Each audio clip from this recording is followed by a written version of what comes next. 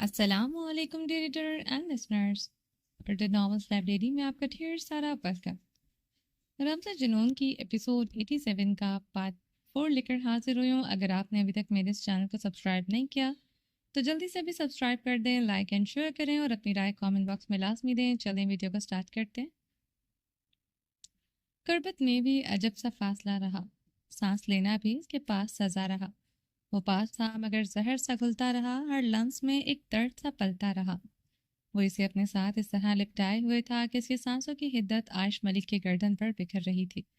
اس کے بازو اس کی کمر کے گرد کسی لوہے کی شکنجی کی طرح جکڑے تھے۔ وہ بھاری پتھر کے سل کی طرح اس پر دھرا تھا، ہمیشہ کی طرح اس کی سانسوں کو بھی تنگ کیے ہوئے تھا۔ اس کے نیچے دبی بمشکل ہی سانس لے رہی تھی۔ عائش نے کراہتے ہوئے اسے خود سے دور کرنے کی سعی کی۔ وہ اس کے ساتھ مزید سختی سے لپٹ گیا۔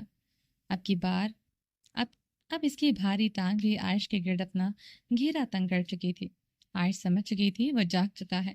اب صرف وہ اسے اس کی بے بسی کا احساس دلا رہا تھا یا اس پر باور کروا رہا ہے کہ وہ اس مغرور انا پرست سردار کی ملکیت میں آئی ہوئی ایک بے ضرر وجود ہے جس کی کوئی حیثیت نہیں۔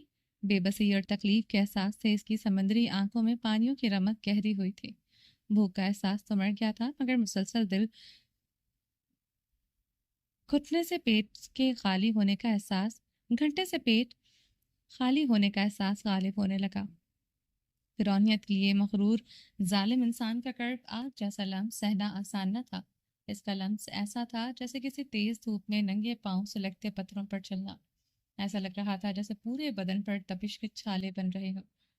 بے بسی کے احساس سے وہ آنکھیں موند گئی تھی۔ نہ طاقت تھی نہ وقت، وہ تو جھٹپٹا کر کیا کرتی۔ جب اس ظالم انسان کی گرفت میں ماہی بیات کی طرح تڑپنا ہی تھا تو وہ اپنے اندر پر لاتی سسکیوں کو لبوں پر لاتے اس وڈیرے ظالم انسان کی حس کو کیوں تسکین پہنچاتی۔ وہ خاموشی سے آنکھیں موند گئی تھی۔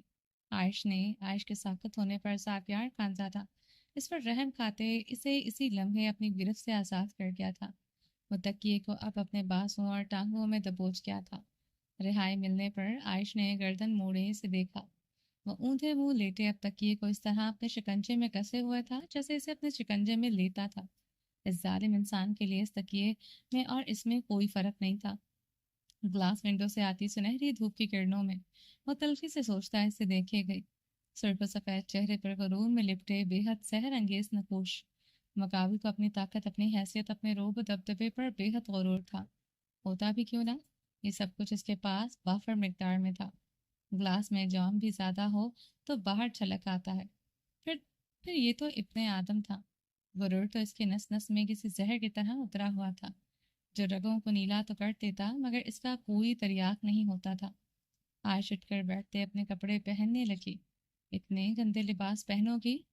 بھاری باروب آواز پر عائش نے اس کی طرف دیکھا تھا۔ وہ ابھی بھی آنکھیں موندے ہوئے تھا۔ ایسے مت دیکھو، کوئی ظلم نہیں کیا میں نے تم سے، تم اس سے زیادہ کی حقدار ہو۔ وہ آنکھیں موندے ہی بول رہا تھا، یعنی وہ اس کی نظروں کی تپش سے ہی آگاہی رکھتا تھا۔ عائش اس سے نگاہیں ہٹاتے گردن تک کمبل لپیٹ گئی تھی۔ ایک ہاتھ سے وہ فراق کو مضبوطی سے پکڑے ہوئے تھا۔ یہ پہلی اور آخری مرتبہ تھا میں تمہارے اس طرح قریب آیا۔ آئندہ مجھے اتنی گندی نظر نہ آؤ، بدبو آ رہی تھی تم سے۔ وہ آنکھیں کھولے عائش کو دیکھنے لگا۔ عائش اس کی صرف مائل آنکھوں میں ایک نظر دیکھتے لیلن کا گدا فراق پہننے لگی۔ زاویار کی گہری نگاہیں اس کا احاطہ کیے ہوئی تھیں۔ نگاہیں اس کے چہرے پر بکھری زردی پر تھیں۔ وہ ضرورت سے زیادہ کمزور نظر آ رہی تھی۔ عائش چادر اپنے وجود پر اچھی طرح اڑتے دروازے کی طرف بڑھے۔ کہاں؟ زاویار کے سوال پر اس کے قدم رکے تھے۔ اپنے کمرے میں۔ اچھا، وہ ہنستے ہوئے سگریٹ جلا گیا۔ عائش نے لاک کو گھمایا مگر اس کے لفظوں پر اس کے ہاتھ پھر سے لاک پر ٹھہر گئے۔ تم یہاں خون بہا میں میرے نکاح میں آئی ہو۔ تمہارے گھر والوں نے تمہارا نکاح نہیں کیا تھا بلکہ تمہاری سانسوں کا میرے ساتھ کانٹریکٹ کیا تھا۔ تو مس عائش خانزادہ، وہ عائش خانزادہ پر زور دیتے ہنسا تھا۔ اس معاہدے کے تحت تم میرے قریب رہو گی تاکہ میں تمہاری سانسوں پر بھی تنگی مسلط کر سکوں۔ عائش لاک پر ہاتھ رکھے بمشکل ہی اپنے قدموں کا سہارے کھڑی تھی۔ ڈریسنگ روم میں کپڑے لو اور باتھ لے کر کمرے سے جاؤ۔ یہی تمہارا کمرہ ہے، جیسے پہلے رہتی تھی ایسے ہی رہو گی۔ وہ اس کی پشت پر سلگتی نگاہیں گاڑے بولا، میری سزا بڑھا دی تھی، اس کا کیا؟ اب تو میرے جرائم میں اضافہ ہو گیا ہے۔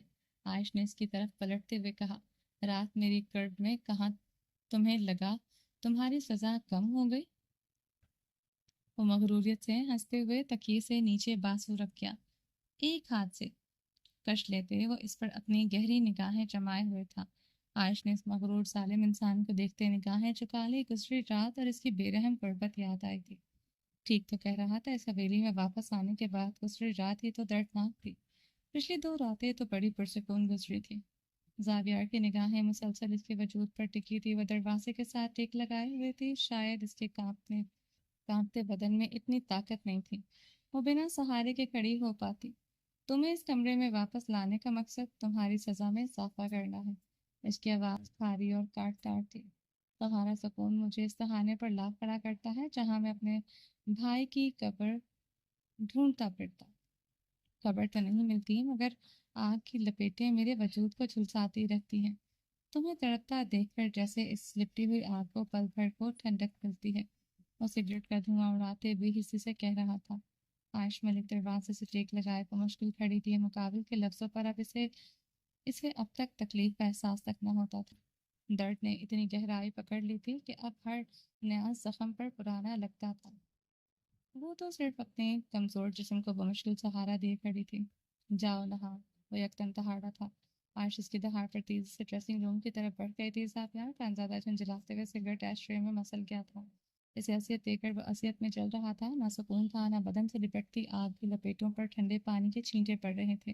مغروریت اور صفاقی میں لپٹے زاویار خانزادہ کو سمجھ نہیں آ رہا تھا وہ اپنی شکست کیسے تسلیم کرے۔ عائش ملک کو تکلیف دے کر اب اس کا اپنا وجود تلتا تھا۔ وہ کیسے اپنی ہار تسلیم کرے کہ اسے اس کمرے میں واپس لانے کی چاہ میں وہ اعصابی جنگ لڑتے لڑتے اپنی انا کے آگے خود کو ہار گیا تھا۔ وہ جب دانتوں تلے دبائے اپنی سرخ آنکھیں ڈریسنگ روم کے دروازے پر ٹکا گیا، وہ ابھی تک باہر نہیں آئی تھی۔ نگاہوں کے سامنے اس کا نقاہت سے لرزتا وجود آ رہا تھا۔ زاویار کا دل بری طرح سے پریشان ہوا تھا۔ وہ ڈریسنگ روم سے باہر آئی تو مغرور زاویار خانزادہ اپنی نگاہوں کا زاویہ بدل گیا تھا۔ نقوش میں سرد مہری صفاقی گھلی تھی۔ عائش اپنے کپڑے واش روم کی طرف بڑھتے اندر داخل ہوئی۔ وہ اسے بری طرح کانپتے دیکھ کر بھی یہ نہ کہہ سکا تھا کہ وہ دروازہ اندر سے لاک نہ کرے، بلکہ خود پر بھی ہسی کا لبادہ اوڑھے وہ پھر سے سگریٹ کے زہریلے دھوئیں اپنے اندر اپنا جگر چلانے لگا۔ عائش شاور لے کر باہر آئی تو آتش دان کے پاس پنجوں کے بل بیٹھا آگ جلا رہا تھا۔ رات سے جو آتش دان بند تھا وہ اب جلا رہا تھا۔ اسے اس حدت کی ضرورت نہ تھی مگر وہ پھر بھی کمرہ گرم کر رہا تھا، شاید کسی اور وجہ سے۔ اس کے لوکل شیمپو اور اس کے عام سے صابن کی خوشبو بھی زاویار کو اپنی سانسوں میں گھلتی ہوئی محسوس ہوئی تھی۔ اپنے حصار میں جکڑے ہوئے زاویار نے گردن موڑے اس پر نگاہ ڈالی۔ وہ صرف ویلوٹ کی پٹھانی فراک میں ملبوس تھی۔ بھیگے الجھے سے بال کھلے فراک پر اس حد ڈھیلا تھا، ایسا لگ رہا تھا جیسے بانس پر کپڑے لٹک رہے ہوں۔ وہ نچلا لب دانتوں تلے دبا گیا تھا۔ پتہ نہیں عائش ملک کتنی کمزور ہو گئی تھی یا فراک ضرورت سے زیادہ کھلا۔ وہ فیصلہ نہ کر پایا تھا۔ جانتا تھا کہ اس پر تو یہ 12 دن قیامت بن کر گزرے تھے اور عائش ان 2 دنوں میں حد سے زیادہ مرجھا چکی تھی۔ وہ رات کے بعد تو سرسوں کا مرجھایا ہوا پھول لگ رہی تھی جس کی بچی کچی شادابی بھی رات کے بعد جیسے ختم ہو چکی تھی۔ زاویار آتش دان میں بھڑکتی آگ کو دیکھنے لگا۔ آتش دان کی آگ آتش دان میں نہیں، اسے اپنے وجود میں بھڑکتی محسوس ہوئی تھی۔ یہ کپڑے کس کے ہیں؟ زاویار نہ چاہتے ہوئے بھی سوال کر بیٹھا تھا۔ گل جانا بھابھی کے۔ عائش کے جواب پر اس قدر سکون ہوا تھا۔ گل جانا بھابھی کا جسم عائش کے مقابل میں کافی بھرا بھرا تھا۔ ظاہر ہے اب گل جانا کے کپڑے اس کے جسم پر اتنے ہی لوز ہوں گے۔ وہ اپنی پرسوچ نگاہیں آگ پر ٹکائے ہوئے تھا۔ عائش گرم چادر اوڑھتے دروازے کی طرف بڑھی تھی۔ آنکھوں کے آگے اندھیرا آنے پر اس کے قدم لڑکھڑائے تھے۔ اس سے پہلے کہ وہ دیوار کا سہارا لیتی وہ اسے تھام گیا تھا۔ ٹھیک ہو؟ زاویار کو اپنی ہی آواز اجنبی محسوس ہوئی تھی۔ آخر اس کا لہجہ کیسے اتنا نرم ہو سکتا تھا؟ وہ کبھی بھی اس عورت کا کیا بھول نہیں سکتا تھا جو اس نے اور اس کے گھر والوں نے کیا۔ وہ کیسے بھول سکتا تھا؟ اس کے بھائی کی جان تو بے دردی سے لی ہی اس کے باپ کی جان لینے میں کوئی کسر نہ چھوڑی تھی۔ وہ اسے سرد نگاہوں سے گھورتے صوفے پر پٹک گیا تھا۔ عائش نرم صوفے پر اونھے منہ گری تھی۔ وہ اپنے چکراتے سر کو تھامتے ہوئے سیدھی ہوئی تھی۔ اس سے پہلے وہ اٹھتے کہ وہ گرجا تھا۔ بیٹھی رہو۔ وہ اس کی گرج پر پھر سے صوفے پر بیٹھ گئی تھی۔ اٹھنے کی سکت ہی نہیں تھی۔ زاویار خانزادہ اس پر گہر بار نگاہ ڈالتے فون کی طرف بڑھا۔ کمرے میں ناشتہ بھیجو جلدی۔ وہ کہتے فون بند کر چکا تھا۔ عائش ملک پر وہ برفیلی نگاہیں گاڑتے بیڈ پر بیٹھا تھا۔ عائش آنکھیں مودے صوفے سے ٹیک لگائے ہوئی تھی، شال اس کے وجود سے پھسلتی اس کے قدموں میں تھی۔ وہ ہمیشہ کی طرح اسے بے حد خوبصورت لگی تھی۔ آج بھی وہ اس بات پر قائم تھا، دنیا میں اس سے بڑھ کر خوبصورت کوئی نہ تھا۔ سامنے بیٹھی عورت جس کے چہرے پر اس وقت دلکشی کا کوئی تاثر نہ رہا تھا۔ خوبصورتی کا دلکشی سے گہرا تعلق ہوتا ہے، اور دلکشی کا اندرونی سکون سے، تو وہ درد کی تفسیر بنی تھی۔ دکھ درد اس کی عمر سے بڑا دکھائی دینے لگا تھا۔ پھیکی زرد رنگت سے ہلکے بیڑی زدہ ہونٹ بالوں میں اب وہ شادابی نہ رہی تھی، بے جان کمزور سی لگ رہے تھے، شاید جھڑنے کی وجہ سے جھڑنے لگے تھے۔ بدن پہلے کی نسبت بے حد کمزور، مگر وہ اسے اتنی خوبصورت کیوں لگ رہی تھی وہ خود سمجھ نہ پایا تھا۔ گلے رانا دروازہ ناک کرتے ٹرالی گھسیٹتے اندر داخل ہوئی تھی۔ زاویار کو دیکھتے اس کے چہرے پر نفرت کے شعلے دہکے تھے۔ وہ خود پر قابو پا گئے تھے۔ یہاں ٹھہرنے کا مقصد صرف عائش ملک کے ساتھ اور زاویار کی بربادی تھی، ورنہ وہ اس کی حویلی میں کبھی قدم نہ رکھتی۔ 2 دن اسے قید خانے میں قید کر کے رکھا تھا۔ اس نے اس بات کا پتہ اس اپنے شوہر کو بھی نہ لگنے دیا تھا۔ وہ کچھ تو نہ کر سکتا تھا مگر اسے اس حویلی میں قدم نہ رکھنے دیتا، مگر اسے تو اپنی آنکھوں سے زاویار خانزادہ کا انجام دیکھنا تھا۔ تہجد میں گل رانا کے سجدے لمبے ہونے لگے تھے۔ اب تو رواں رواں زاویار کی بربادی کی دعا مانگنے لگا تھا۔ وہ مر جائے، سے سب کچھ چھن جائے، یہی بد دعا لبوں پر رقصاں رہتی تھی۔ وہ ٹرالی گھسیٹتے بیڈ کی طرف بڑھی۔ جاؤ، زاویار کے حکم پر گل رانا چلی گئی۔ زاویار ٹرالی کو گھسیٹتے صوفے کی طرف بڑھا تھا، پڑھتے عائش کے برابر میں بیٹھا۔ ٹرالی میں پراٹھے، آملیٹ، ہاف فرائی، ابلے انڈے، ایک پلیٹ میں تازہ بنا ہوا مغز، تندوریاں، روٹیاں، خالص شہد، مکھن اور بھاپ اڑاتا قہوہ تھا۔ کمرے میں اشتہار انگیز کھانے کی خوشبو پھیل گئی۔ عائش صوفے پر یوں ہی آنکھیں موندے بیٹھی رہی تھی۔ ناشتہ کرو عائش، لہجہ بے انتہا سرد اور تحکم بھرا تھا۔ عائش آنکھیں کھولتے سیدھی ہوئی تھی۔ اتنا لذت بھرا اور اشتہار انگیز کھانے کو دیکھ کر وہ نگاہیں پھیر گئی۔ نہ اس کا سکھ سے کوئی تعلق تھا، نہ لذت بھرے کھانے سے۔ وہ سمجھ چکی تھی وہ ایک بے ضرر وجود ہے جس کا مقصد صرف خون بہا میں آئی ہوئی عورتوں کی طرح سزا پانا تھا۔ ناشتہ کرو۔ عائش کو بے حس و حرکت بیٹھے دیکھ کر زاویار نے اپنے لفظوں پر زور دیا تھا۔ یہ میرا ناشتہ نہیں ہے۔ میری زبان اس طرح کے کھانوں کے ذائقے سے کب سے آشنا ہو چکی ہے۔ نہ میرا معدہ یہ سب کچھ ہضم کر سکتا ہے۔ وہ 2 ٹوک لہجے میں بولی تھی۔ بکواس بند کرو، جو کہا ہے وہ کرو۔ تمہیں یہ بھی پتا ہوگا تمہیں صرف میرا حکم ماننا ہے۔ میں کہہ رہا ہوں کھاؤ اسے۔ وائش کے انکار پر بھڑک اٹھا تھا۔ میں نہیں کھاؤں گی، کسی صورت نہیں۔ آواز قطعیت بھری تھی۔ زاویار نے اپنی خوفار نگاہیں اس پر جمائیں۔ وہ سرد و سپاٹ چہرے کے ساتھ سامنے کی طرف نگاہیں جمائے ہوئی تھی، نازک بدن نکاہت سے لرز رہا تھا۔ ناشتہ کرو۔ وہ غرایا۔ کچھ بھی کر لیں، میں یہ نہیں کھاؤں گی۔ وہ بار بار اس تکلیف سے نہیں گزر سکتی تھی، اس ڈر میں نہیں رہ سکتی تھی کب مجھ سے کوئی غلطی ہو اور پھر سے مجھ سے یہ سب نعمتیں چھین لی جائیں۔ عادتیں بدلنا بہت مشکل ہوتا ہے۔ مجھ سے کوئی غلطی، مجھے کچھ بھی کھونے کی خوف سے نہیں جینا۔ جو چھن گیا اس پر میں اب کب کی فاتحہ پڑھ چکی ہوں۔ عائش کی آواز بھیگی تھی مگر مضبوط تھی۔ ناشتہ کرو عائش۔ وہ غصے سے دہاڑا۔ اس کے لفظ آج بھی اس کا چہرہ سرخ کر چکے تھے۔ نہیں، وہ رو دی تھی۔ جتنی بھی مضبوط بنتی، بھوک کے احساس سے اس کا انگ انگ دہائی دینے لگا تھا۔ کھانے کے اشتہار انگیز اسے کمزور کر رہی تھی۔ ناشتہ کرو عائش۔ وہ اپنی مٹھیاں سختی سے بھینچ گیا۔ نہیں کروں گی، کچھ بھی کریں نہیں کھاؤں گی یہ کھانا۔ وہ چٹکتے اعصابوں سے چلائی تھی۔ زاویار خانزادہ کا ہاتھ اٹھتا اس کے نازک گال کو گلابی کر گیا۔ وہ گال پر ہاتھ رکھتے اپنی گلابی آنکھیں زاویار کے سیاہ آنکھوں میں گاڑ گئی تھی۔ زاویار خانزادہ کی گردن میں گلٹی بھر کر معدوم ہوئی تھی۔ آج پہلی بار اس نے اس پر ہلکے سے ہاتھ اٹھایا تھا، مگر آج پہلی بار اسے تکلیف پہنچی تھی۔ پوری کوشش کی تھی کہ اسے کم سے کم لگے۔ ایسا گال پر ہاتھ رکھنا ہی اسے اذیت سے دو چار کر گیا تھا۔ نہیں کھاؤں گی، وہ گال پر ہاتھ رکھ کے سختی سے کہہ رہی تھی۔ نیلی آنکھیں شدت سے آنسو بہانے لگی تھی۔ کھال بھی ادھیڑ دیں گے، نہیں کھاؤں گی۔ وہ اپنی بات پر سختی سے قائم تھی۔ پہلی بار زاویار کو اپنے ہاتھوں سے سب کچھ نگلتا ہوا محسوس ہوا تھا۔ کھانا کھاؤ ورنہ سچ میں بقیہ ادھیڑ دوں گا۔ وہ غصے سے اس کے بالوں کو جکڑ گیا تھا۔ وہ اس کے کالروں کو اپنی کپکپاتی مٹھیوں میں جکڑ گئی۔ زاویار اس کے لرزتے بدن کو دیکھتے اس کے بال اپنی گرفت سے آزاد کر گیا تھا۔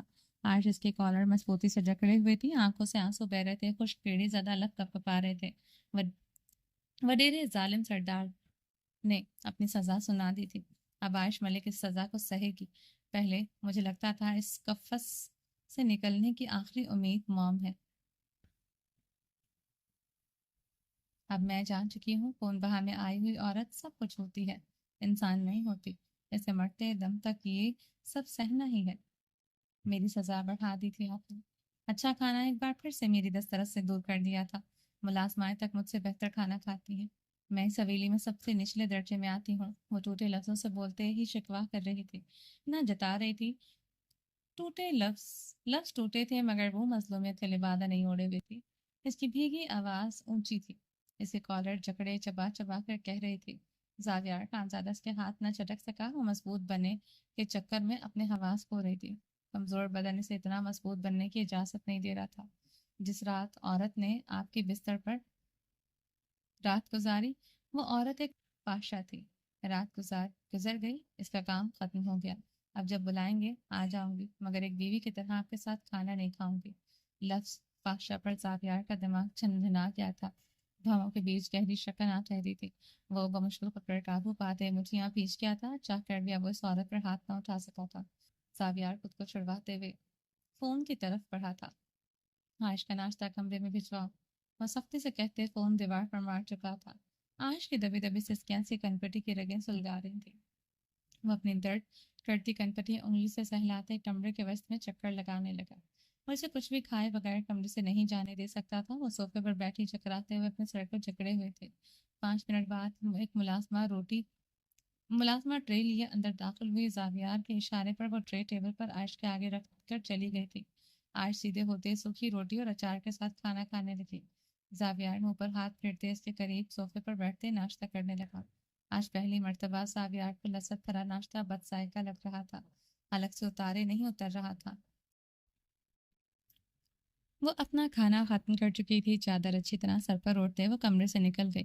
زاویار خانزادہ ٹرالی کو زوردار ٹھوکر مارتے الٹ چکا تھا۔ ٹرالی زمین بوس ہوئی تھی، کانچ کے برتن ٹوٹے تھے، کھانا فرش پر بکھر گیا تھا۔ وہ دانت پر دانت جمائے اپنے بھڑکتے اعصابوں کو پرسکون کرنے کی ناکام سعی کر رہا تھا۔ زنیشا اپنے کمرے میں ڈریسنگ مرر کے آگے کھڑی تھی۔ وہ سرخ رنگ کے بلاؤز کے نیچے سرخی رنگ کا بے حد گھیرے دار کامدار لہنگا پہنے ہوئی تھی۔ بلاؤز سلیو لیس اور بیک لیس تھا، پشت پر صرف ایک نازک ڈوری اس بلاؤز کو سہارا دیے ہوئے تھی۔ وہ آگے سے بھی بے حد ڈیپ تھا۔ وہ بے حد نفاست سے میک اپ کیے ہوئی تھی، لہو پر سرخ بھڑکتی لپسٹک لگائے ہوئے۔ وہ جویلری میں وہ صرف کانچ کی چوڑیاں پہنے ہوئی تھی، کمر تک آتے بال کھلے تھے۔ وہ اپنے بھڑکتے 2 آتشہ روپ کو مزید بہکائے ہوئے تھی۔ اسے صرف اب بے چینی سے ظریف خانزادہ کا انتظار تھا۔ وہ اپنی گردن پر ہاتھ پھیرتے بے چینی سے کمرے میں ٹہلتے ظریف کا انتظار کر رہی تھی۔ موبائل رنگنگ پر وہ اپنے موبائل کی طرف بڑھی تھی۔ ارشمان شاہ کا نمبر دیکھتے ہی وہ رخ پلٹ گئی تھی۔ ارشمان شاہ سے بات کر لیتی تو اسے اپنے فیصلے سے پیچھے ہٹنا پڑتا۔ وہ اب مزید ظریف خانزادہ کے ساتھ ظلم نہیں کر سکتی تھی۔ زنیشا سائڈ ٹیبل کی طرف بڑھتے ظریف خانزادہ کے تمام میڈیسن نکالتے انہیں ڈسٹ بن کی نظر کر گئی تھی۔ ارشمان شاہ کا نمبر مسلسل بج رہا تھا۔ سوری ڈیڈ، میں ظریف کو مزید ہی میڈیسن کھاتے نہیں دیکھ سکتی تھی۔ وہ خود سے بولتے اپنے بھیگے ہتھیلی مسلنے لگی۔ ٹھیک ہے، مگر مجھے اسے خود کو سونپنے کی کیا ضرورت ہے؟ اپنے ہی فیصلے پر وہ پریشان ہوئی تھی۔ وہ ایک بار پھر سے مرر کے آگے کھڑی ہوئی تھی۔ میں اس کی بیوی ہوں، وہ دوبارہ نکاح ہوا ہے، اس کا مجھ سے، میرے جسم پر صرف اسی کا حق ہے۔ وہ بھیگے لہجے میں بولی، مگر ضروری نہیں وہ میرے قریب آئے۔ کیسے بھول سکتی ہوں، وہ اس تبریز خان کا بیٹا ہے۔ وہ پھر سے کشمکش کا شکار ہوئی تھی۔ مگر کب تک اسے خود سے دور رکھ سکو گی؟ وہ میڈیسن نہیں لے گا تو وہ خود ہی میرے قریب آ جائے گا۔ کیسے روکو گی؟ یہ آخر کتنی دیر ممکن ہے؟ وہ مسلسل اعصاب جنگ سے لڑ رہی تھی۔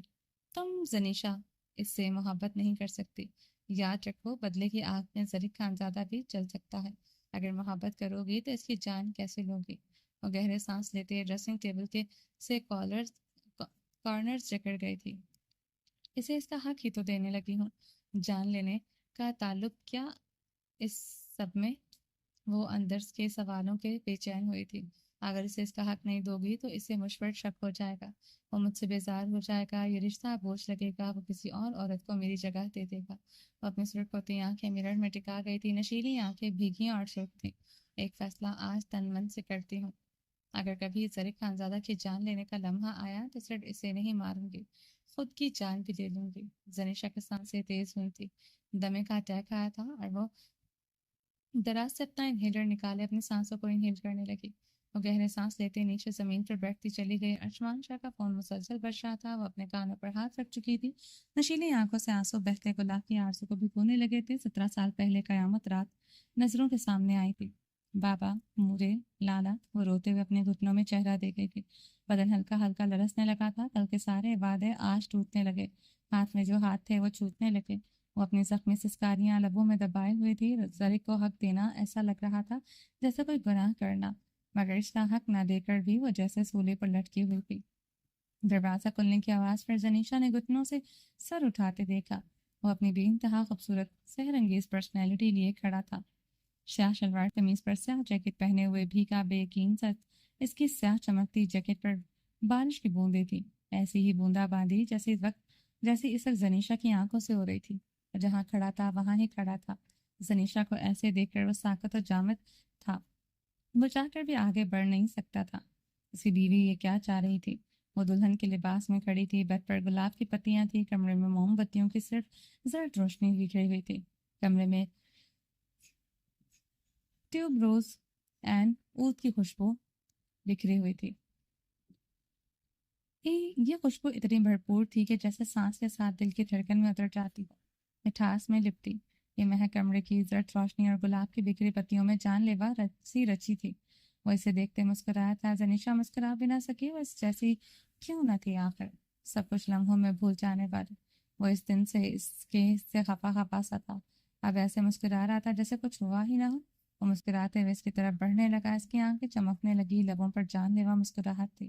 زنیشا کو اپنا دل پہلوں سے نکلتا محسوس ہوا۔ زنیشا کی طرف بڑھتے اس نے اپنے سر کو دائیں بائیں ہلایا تھا، بالوں سے پانی کے قطرے ارد گرد گرے تھے۔ وہ ہنستے ہوئے اپنے بالوں میں انگلیاں پھیرنے لگا، چہرہ شدت جذبات سے سرخ سا۔ شاید اسے ابھی بھی یقین نہیں تھا۔ زنیشا اس کی بے یقینی پر بھیگا سا مسکرائی تھی۔ My lady love, this is an honor. I'd kill to have.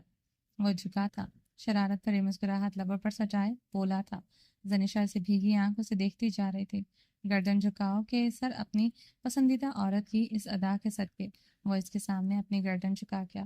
زنیشا کی آنکھوں سے بہتے آنسو اس یاقوتی لبوں پر گرنے لگے۔ تمہیں چاہنا، تمہیں پانا میرے لیے احساس ہے۔ مجھ سا خوش قسمت مرد اس پوری دنیا میں کوئی نہیں ہو سکتا۔ وہ بھاری آواز میں بولتے اسے اپنی باہوں میں اٹھا گیا تھا۔ زنیشا سے گہری نظروں سے دیکھتے اس کی گردن میں باہیں حمائل کر گئی تھی۔ کمرے میں پھیلی ٹیوب روز اور عود کی خوشبو میں چوڑیوں کی کھنک پونچی تھی۔ وہ ہنستے ہوئے زنیشا کے پیشانی پر لپ رکھا تھا۔ زنیشا آنکھیں موند گئی تھی، ایک سکون کا احساس رگ رگ میں اترا تھا۔ وہ اس لیے آہستگی سے بیڈ کی طرف بڑھا، زنیشا کو بیڈ پر لٹاتے ہوئے اس کا چہرہ ہاتھوں میں چکڑے مسکرایا تھا۔ زنیشا اسے محوت ہوتے دیکھ رہی تھی۔ وہ مسکراتے ہوئے کافی جان لیوا لگتا تھا، مقابل دل کی دھڑک کر آنے کو بےتاب ہوتا تھا۔ وہ اس لمحے میں سب کچھ بھول گئی تھی، سب کچھ اپنا بدلا، اپنی کشمکش و ذرا کی مسکراہٹ کے آگے اپنا آپ بانٹ سکتی تھی۔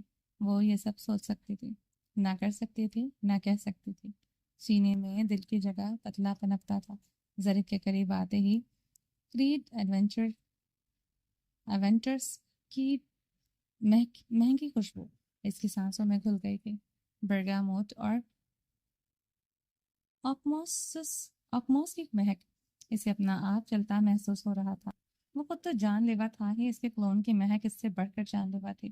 وہ مدہوش سی ہوئی تھی۔ یقین نہیں آ رہا مجھے، وہ بھاری آواز میں بولا تھا۔ کس بات کا؟ زنیشا نے اپنی گردن میں بازو حمائل کی، اس کی نیلی آنکھوں میں دیکھتے مسکرائی تھی۔ مار ڈالوں گی آج اس ڈمپل اور ان چوڑیوں کی کھنک سے۔ اور اس کی چوڑیوں پر لب رکھ گیا تھا۔ زنیشا گلابی ہوتی کھلکھلائی تھی۔ وہ محوت ہوتے اس کے خوبصورت چہرے پر اترے کوسوں خزاں کی رنگ دیکھنے لگا تھا۔ وہ اپنی بیوی کے متعلق غلط سوچنے پر اب پچھتا رہا تھا۔ شاید ڈر کر اسے اس کا حق نہیں دے رہی تھی۔ وہ اس سے دور رہنے کی وجہ دل ہی دل میں گردانتے خود پر لعنت بھیج رہی تھی، جو اپنی بیوی کو ہی سمجھ نہ سکا۔ زرق اس کی ناک کے ٹپ کو چومتے اس کے بلاؤز سے نظر آتی گہرائیوں پر لب رکھ کیا تھا۔ اس کے دہکتے لمس پر جہاں جھلسی تھی وہاں وہ شرم و حیا سے سمٹی تھی۔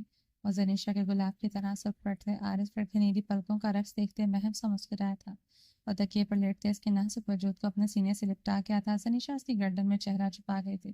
وہ بھی باقی سے اسے خود کے ساتھ لپٹاتے گہرا سانس پڑتے زنیشا کی خوشبو سے خود کو مہکانے لگا تھا۔ गजरे नहीं पहने, वो भारी आवाज में बोलते इसके कान की रोक को चूम रहा था। नहीं, जनीशा ने मध्यम लहजे में कहा। जरिक इसकी मध्यम आवाज पर से चेहरा हाथों में थाम गया था। इतनी बोल्ड लड़की इतना कैसे शर्मा सकती है? ना करो यार, इतना शर्माओगी प्यार कैसे करूंगा? वो जनीशा के चेहरे पर फैली हया की सुर्खी बेचैन हुआ था। आज तो हमारी वेडिंग नाइट है, इसमें बोल्ड होने का क्या ताल्लुक? ये झिझक तो फितरी है। वो इसकी बाहों में कसमस आई थी। इसका लम्स बेबाक होने लगा था। जरिक के हाथों की बेबाकी भरी गुस्ताखियां बढ़ने पर सनीशा से निगाहें उठाना मुहाल था। सांसों में आग लगी थी। वो अलग से दर्द से भी होगा। वो इसे बाजू से जकड़े गंभीरता से हंसा था। मकसद जनीशा को मजीद पजल करना था। वो झिझकती शर्माती इसके हवासों पर सवार हो रही थी। कितना? वो इसकी आंखों में देखने लगी। शराबी सुर्ख होती आंखों में डर खौफ छाया था। बेहद बेहद बेहदो हिसाब। ये अब तक मुझ ये अब मुझ तक है। तुम्हें कितना दर्द दूं? जरीक खानजादा अपनी मुस्कुराहट दबाए संजीदा हुआ। इसे लग रहा है ये पहला और आखिरी मौका है। वो अपनी बीवी को डरा सकता है। आगे पीछे तो वही डराती ही थी, शायद आगे भी डराने वाली थी। आज की रात के बाद वो कहाँ अब इस औरत के आगे सर उठाने वाला था। वह ऐसे खुद को सौंप कर इससे खरीद चुकी थी। जनीशा की आंखों में उलझन और खौफ देखकर जरीक खानजादा हंस हंसी गूंजी थी। मुझे जरा बताओ ना जाना, क्या मर्द पहली रात किसी जिन की तरह अपनी बीवी पर काबज होता है? ये तुम औरतों को इतना डर होता है? वो मुस्कुराते हुए इसे अपने मजीद करीब कर गया। आवाज भारी और सरगोशी से लबरेज थी। धड़कनों में धड़कने बजने लगी थी। मैं औरत नहीं, लड़की हूँ। और औरतें नहीं, सिर्फ औरत। औरतों और लड़कियों के मामले में जमा भूल जाओ। इसके जैकेट के कॉलर जकड़ते इसकी नीली आंखों पे देखने लगी। जो हुक्म हजूर। वो इसकी अदा पर महम सा मुस्कुराया। तुम्हारे मामले में खुद को भूल जाओ माई lady. Low my love my lucky चाम। वो मध्यम होते इसके बालों में चेहरा छुपाए इसके ऊपर अपनी टांग रख गया था। इसके नाजुक और अपने सीने से मसलने लगा। इसके नाजुक अपने सीने से मसलने लगा। वो इसकी बेबाकी से भरी गुस्ताखियों से ज्यादा सी सरगोशियों पर लरसने लगी थी। वो इसके लिए बैतलक थी और वो इसे लकी चाम कह रहा था। कितना कुछ इसे छीन चुकी थी। वो भूल गया था क्या? जनीशा के आंसुओं से जरीफ खां की गर्दन भीगने लगी। वो अपनी गर्दन नम होने पर इसे बालों को नरमी से जकड़े इसकी आंखों में देखने लगा। आईब्रो उठाए परेशान सा। डर लग रहा है? दर्द दोगे तुम? वो रोते हुए अपने आंसुओं की वजाहत देने लगी। और क्या कहते हैं इन आंसुओं के बारे में जो बचपन से हर मौके पर बहने लगते थे? बेहद बेहद हिसाब। वो इसके रोने पर हंसते हुए से तकिए पर गिराते इस पर अपना पंथ भारी भरकम बोझ डाल गया था। जनिशा इसकी भीगी जैकेट पर उंगलियां फेरते निगाहें झुका गई। सांसें बंद हुई थी। वो अपनी जैकेट उतारते दूर उछाल गया। जनिशा का अनवाहक जैकेट पर बर्दाश्त नहीं हुआ था। आज वह मुकम्मल अपनी दस्तरस में चाहिए था। इसे लेकर अजीब सा पोजेसिव हो रहा था। वह इसकी कमीज के बटनों से अब खेलने लगी थी। जनी जान, ये रात प्यार देने और करने के लिए होती है। इतना गुरेज बरतोगी, इतनी शर्म करोगी तो कैसे तुम्हें मुकम्मल तौर पर अपना बनाऊंगा, अपने जवां अरमान पूरे करूंगा। वो भारी खुमार सदा आवाज में सरगोशी करते इसकी गर्दन पर झुक गया था। जरिक की तपिश बोसों की बौछार पर उसकी शर्ट को सख्ती से जकड़ गई थी। सांसें तेज हुई थी। बदन में हिद्दत पकड़ा था और कमसोस की महक सांसों में घुली थी। सफेद बेडशीट पर बिछी गुलाब की पत्तियों की ठंडक भी अब आग जैसी लगने लगी थी। वो मसीबस के बोसों के ताप में ला सकती थी। इसे खुद से दूर धकेल रही वो मदहोशी में लड़खड़ाते हुए तकिए पर गिरा था। जरीक की नीली आंखों में तहरीर के साथ वो साल की लहर उठी थी। वो इसका झटकना बर्दाश्त नहीं कर सकता था। ना आज वो पीछे हट सकता था। और रुख पलटे तकिए को दबोच गई थी। जरीक ने अपनी सुर्ख आंखें इसके पुष्ट पर गाड़ी। इसके जिस्म को हिचकोले भरते देखते वो मुस्कुराया था। वो तो सड़ता पैर इसके लम्स की हिद्दत से लरस रही थी। हे मेरी जान, क्या चाहती हो? और उसके बाल पुश्त के पीछे किए इसके बेदाग पुश्त पर अपने लब रख गया था। वो इसकी पुश्त पर अपना जनूनियत भरा लम्स छोड़ रहा था। जनीशा शाह अपना निचला लब आंखों में दबाए सीधी हुई थी। वो इसके लबों का लम्स कहीं भी बर्दाश्त नहीं कर सकती थी। जरीक खानजादा का हाथ इसके लहंगे में उलझ गया। जनीशा इसके गिर्द अपने बाजू हमायल कर गई थी। ब्लाउज की नाजुक डोरियां टूट गईं और कमोस की महक अब इसके अंग अंग में रच बस चुकी थी। کانچ کی چوڑیاں کے کرتے اترتے چلی گئی تھی، لیکن کچھ ٹوٹ گئی تھی، کچھ ٹوٹ رہی تھی۔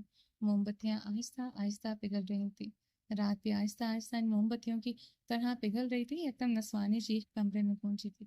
وہ اپنے وجود میں کسی قیمتی متاع کی طرح سے لپٹائے ہوئے تھا، اور کمرے میں معنی خیز خاموشی سے سنیشا کی رونے کی آواز آ رہی تھی۔ وہ مسکراتے ہوئے اسے خود میں سمیٹے جا رہا تھا۔ موم بتیاں بجھ چکی تھی، کمرے میں خوب اندھیرا چھا چکا تھا، اور کموس کی مہک اب زنیشا شاہ سے بھی آنے لگی تھی۔ زری کے ٹوٹے بکھرے وجود کو کمبل میں لیے گم تھا۔ یہ پہلا اور آخری درد ہے جو میری طرف سے تمہیں ملا۔ وعدہ کرتا ہوں جہاں جہاں تم قدم رکھو گے تمہارا زرک وہاں اپنے ہاتھ رکھے گا۔ زرک خانزادہ کی سرگوشیاں عروج پر تھی، اور اس کے سینے پر سر رکھے آنکھیں موند گئی۔ I'm honored to be your first and your last۔ زنیشا کے گرد اپنی مضبوط باہیں لپٹتے ایک بار پھر سے بھاری سرگوشی کر گیا تھا۔ کمرے میں اب صرف دو دھڑکتے دل تھے، اور خاموش کی وہ بدہوش کر دینے والی خوشبو جو جیسے دیواروں، کمبل اور ان کے وجود میں ہمیشہ کے لیے قید ہو گئی تھی۔ زرمش ہڑبڑاتے ہوئے اٹھی تھی۔ وہ آریان کی سیاہ بڑی سی گاڑی میں تھی۔ گاڑی میں اس کی بلچرس بیس کی سینٹ اور سگریٹ کی مہک پھیلی ہوئی تھی۔ یہاں تک کہ تو ٹھیک تھا، مگر اس کے گاؤن کے بٹن کھلے تھے، گاؤن کندھوں سے ڈھلکا ہوا تھا، اور شرم و خب سے سرخ پڑی تھی۔ گاڑی کو دیکھتے وہ گھبرائی تھی۔ گاڑی چاروں طرف سے اندر سے خوبصورت ریشمی پردوں سے ڈھکا ہوئی تھی۔ وہ گاڑی میں کیسے آئے؟ اور آریان؟ یکدم رات کا ایک منظر اس کی نگاہوں کے سامنے آیا تھا۔ زرمش کا دل تیزی سے دھڑک اٹھا تھا۔ اس دن استبل میں نشے میں وہ بہک گئی تھی۔ کل رات بھی وہ آریان کو پاس پلانے کے لیے اسے اکسا رہی تھی، اور جو کچھ وہ کلب میں کر رہی تھی وہ سب یاد آیا تھا۔ زرمش نے گھبراتے ہوئے اگلی سیٹ پر دیکھا۔ وہ ڈرائیونگ سیٹ پر بیٹھا تھا۔ زرمش کی سانسیں سینے میں اٹکی تھیں۔ وہ بیک ویو مرر سے اپنی سب آنکھیں اس پر گاڑے ہوئے تھا۔ زرمش گھبراتے ہوئے نگاہیں چکا گئی۔ کیا چاہتی ہو ایک مرتبہ بتا دو مسز خان؟ اور اسٹیئرنگ پر پوری قوت سے مکہ مار کیا تھا۔ زرمش اس کے ڈر سے اپنی سیٹ سے اچھلی تھی۔ کیا چاہتی ہو مسز خان؟ ایک ہی بار بتا دو۔ چھوڑ دو یہ سب؟ ہر وقت تمہارے پیچھے پیچھے پھرتا رہوں؟ اپنا سب کام دھندا چھوڑ دوں میں؟ وہ ابھی بھی گرجتے ہوئے پوچھ رہا تھا۔ مجھے نہیں پتا تھا ایلا یہ سب کرے گی، تم چھوٹی بچی ہو۔ وہ بھڑکتے ہوئے اس کے بات کاٹ گیا تھا۔ زرمش اس کے غصے سے ڈرتے نگاہیں چکائے ہوئے اتنی ہمت نہیں تھی کہ اپنے گاؤن کے بٹن بھی بند کرتی۔ اچھی طرح جانتی ہوں میں یہاں کس مقصد کے لیے ہوں۔ ایلا کو مجھ پر شک ہو گیا تو مشن تو ہاتھوں سے نکلے گا، تم بھی اور ازلان بھی مریں گے۔ وہ غصے سے اسے دیکھتے کہہ رہا تھا۔ زرمش کی جھکی درستی پلکیں اس کے غصے کو ٹھنڈا کرنے کی ضرورت تھی۔ وہ اپنے رن مرید ہونے پر خود پر لعنت بھیج رہا تھا۔ ایلا سب پچ، تبھی تو اسے گالی دی تھی۔ زرمش بھیگی آواز میں کہتے اسے اپنے سر کو جکڑ گئی تھی۔ اب اس کا دماغ نشہ آور گولیوں کے اثر میں تھا۔ تمہیں کیا سزا دوں اس بات کی؟ وہ اپنی سیٹ کا بٹن دبائے پیچھے کر گیا تھا۔ ایجنٹ ہونے کے ساتھ وہ عاشق بھی تھا۔ رن مریدی کا دوسرا نام عاشقی ہی تھا۔ وہ سچ میں اسے نچاتی تھی، وہ ناچتا تھا۔ زرمش ہڑبڑاتے ہوئے دور ہوئی تھی۔ وہ اسے کمر سے جکڑے اپنے اوپر کر گیا تھا۔ زرمش گلابی ہوتے جلدی سے اپنا گاؤن اوپر کرنے لگے۔ رات بہت کچھ دکھا رہی تھی۔ ابھی بھی دکھاؤ؟ وہ زرمش کی آنکھوں میں دیکھتے بولا۔ لہجہ بھاری تھا۔ میں نشے میں تھی۔ زرمش اس کے حصار میں ہکلائی تھی۔ سیکرٹ کیا ہے مسز خان جو تم سب کو بتانے لگی تھی؟ وہ اس کا جبڑا تو بوجھ گیا۔ زرمش کے منہ سے اس سیکرٹ جاننے کے لیے وہ ابھی بھی بےتاب تھا۔ کون سا سیکرٹ؟ زرمش پر مشکل بولتے نگاہیں چکا گئی۔ نہیں بتاؤ گے تم؟ وہ مایوسی سے سر ہلا گیا۔ مجھے یہ بتاؤ اب اس سب کی کیا سزا دوں؟ آریان کی آواز سرد تھی۔ کچھ بھی نہیں۔ وہ اس کے سخت گرفت پر رو دی تھی۔ آریان نے لب کھینچے تھے۔ ہی زبر آنکھیں ٹپکنے والے آنسو کتنے سچے تھے۔ وہ جانتا تھا اس کے سینے سے لپٹی عورت اپنی اہمیت اچھی طرح جانتی تھی۔ آئندہ تم نے ایسی ویسی حرکت کی تو میں تمہیں آگ لگا دوں گا۔ وہ دہاڑا تھا۔ اس کی دہاڑ پر زرمش کے ساتھ گاڑی بھی لرزا اٹھی تھی۔ وہ اس کے سینے پر چہرہ چھپا گئی تھی۔ ایلا سے دور رہنا وہ جتنی سختی سے کہہ سکتا تھا کہہ رہا تھا۔ ان کے مشن کا یہ آخری ہفتہ تھا۔ اس کے بعد انہیں ہر حال میں پاکستان کے لیے نکلنا ہی تھا۔ وہ یہ غلطی سے کی میں تمہارے ٹکڑے ٹکڑے کر ڈالوں گا۔ وہ دہاڑتے ہوئے کہہ رہا تھا۔ زرمش کو کیسے قابو کرنا ہے؟ ابھی اسے یہی طریقہ سمجھ آ رہا تھا۔ پیار اور نرمی کے لیے فی الوقت اس کے پاس وقت نہیں تھا۔ رابرٹ کو مارنے کے اب ایک نیا پلان بنانا تھا۔ سب کچھ پھر سے نئے سرے سے۔ موت کی تلواریں ان پر لٹک رہی تھیں۔ اپنا گاؤن ٹھیک کرو۔ جس دن ہوش میں میرے سامنے بہکی اس دن میری دیوانگی کا ایک نیا روپ دیکھو گی۔ وہ اس کے ہونٹوں کو نرمی سے چومتے اسے خود سے دور کر گیا تھا۔ زرمش دوسری سیٹ پر ہوتے کانپتے ہاتھوں سے اپنے گاؤن کے بٹن بند کرنے لگے۔ وہ اپنے سیٹ پر سیدھے ہوتے اسٹیئرنگ کو جکڑ گیا۔ زرمش ڈالر سے خود کو لپیٹ گئی تھی۔ رات سے صبح ڈھلائی تھی، برفانی ہوا چہروں کو کاٹ رہی تھی۔ گارڈز کے سامنے ازلان سکندر بھی ہاتھ باندھے مستعدی سے کھڑا تھا۔ ازلان سکندر دانت پر دانت چچا رہا تھا۔ پوری رات سردی میں ہاتھ باندھے گزارتی تھی۔ آریان خانزادہ تھا، رات سے گاڑی سے نہیں نکلا تھا۔ رات گاڑی کو ہلتے دیکھ کر ازلان سکندر اس پر 100 بار لعنت بھیج چکا تھا۔ رابرٹ کی موت اور اس کے بعد وہ خود آریان کی یہاں قبر کھود کر جانے والا تھا۔ وہ کم سے کم اس بار آریان اور اس کی چھپکلی کی وجہ سے خود کو مصیبت میں نہیں ڈال سکتا تھا۔ فی الوقت زرمش کے لیے اس کے پاس اس سے بہتر نام نہیں ہو سکتا تھا۔ گاڑی ایک بار پھر سے ہلنے لگی تھی۔ صبح بھی شروع ہو گیا، انسان ہے یا جن؟ ازلان سکندر غصے سے دانت پیستے کو ڈال۔ اب تو اسے گاڑی سمیت دفنانے کو دل کیا تھا۔ اگلے لمحے گاڑی کو سٹارٹ ہوتے دیکھ کر ازلان سکندر کے تنے ہوئے اعصاب ڈھیلے ہوئے تھے۔ آریان خانزادہ کی گاڑی برف اڑاتے اڑن چھو ہو گئی تھی۔ ازلان نے سنسناتی سرد ہوا میں ہونٹ کھینچ کر گارڈ کی طرف دیکھا۔ Maintain position and keep your distance, eyes forward at all times. آواز ٹھنڈی تھی مگر اس کے نیچے غصے کی ایک کچا کچ موجود تھی۔ وہ آرڈر دیتے بھاگتے ہوئے گاڑی کی طرف بڑھنے لگا۔ اس مشن کے لیے آریان کی زندگی اس کی پہلی ترجیح تھی۔ ہاں، رابرٹ کی موت کے بعد ویسے اسی برف میں دبانے کا خواہش مند تھا۔ ازلان اور گارڈ کی گاڑیاں سویڈن کی سڑکوں پر بھاگنے لگی تھی۔ چلیں جی، باقی کا نیکسٹ ایپیسوڈ میں کنٹینیو کریں گے۔ امید ہے آپ کو یہ ایپیسوڈ پسند آئی ہوگی۔ چینل کو سبسکرائب نہیں کیا تو جلدی سے بھی سبسکرائب کر دیں، لائک اینڈ شیئر کریں اور اپنی رائے کامنٹ باکس میں لازمی دیں۔ میرا دوسرا چینل ہے رومانٹک اردو ناولس، اس کو بھی جا کے جلدی سے سبسکرائب کریں۔ اپنا ڈھیر سارا خیال رکھیے گا، دعاؤں میں یاد رکھیے گا۔ ملتے ہیں نیکسٹ ایپیسوڈ میں، تب تک کے لیے اللہ حافظ۔